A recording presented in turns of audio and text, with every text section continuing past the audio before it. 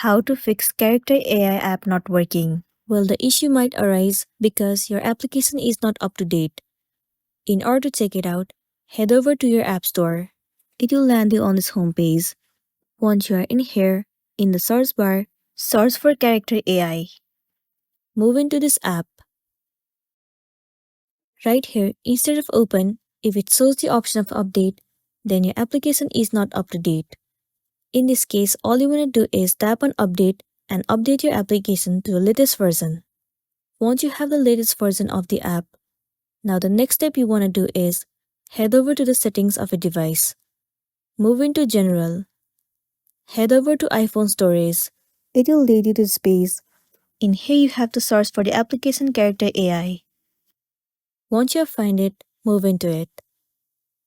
In here, you'll see the option of Offload App. Click on it. And then once again click on Offload App.